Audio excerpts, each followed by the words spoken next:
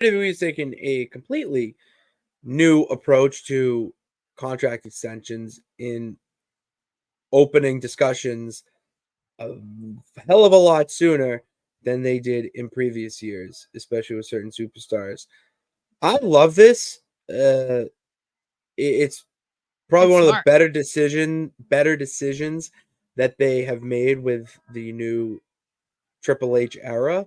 Hmm. What this does, it shows that okay, maybe they're not on TV right now, or they're in a contract extension and it's someone on TV or whatever. It shows that they have a plan for them, at least for the future, because they're big stars that they're trying to resign. KO being one of them. I'm like 90% sure Rhea or someone else was approached early. Hmm. Sheamus just resigned for the 3 years, and that was talked about weeks before it even happened. It's showing that they value their talent now, and not only that, if it's a, like, lower mid, whatever, it shows that they have at least a plan for them, or they see them in the future of the company. Which, if you're a talent, that's the main thing you want to hear, is that there is a spot for you in the future. I love the idea.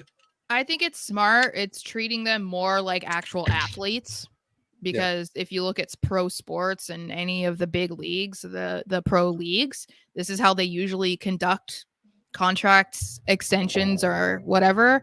And it's smart because it also gives the person security. I Mm-hmm. mean, granted, in WWE, it's a lot different than in the NFL or whatever because you can be traded, Mm-hmm. but in WWE, it's reassuring to the wrestlers like, okay, I don't have to worry about my contract expiring. Like, I know, okay, now I'm locked down for another 2 years. Like, I don't have to worry. I'm gonna be paid. I'm gonna be able to pay my bills. Like, I'm gonna be a superstar, whatever.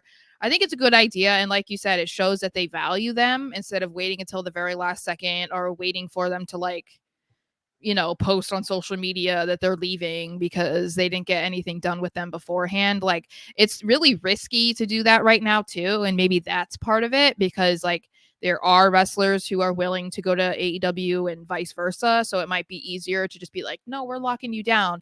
But I also think it goes back to uh Triple H claiming that he likes to write out stories and feuds and stuff like a long time in advance. So, and obviously that changes depending on the reaction of the fans, unless you're like The Rock, then it's The Rock that changes it, because it was just him.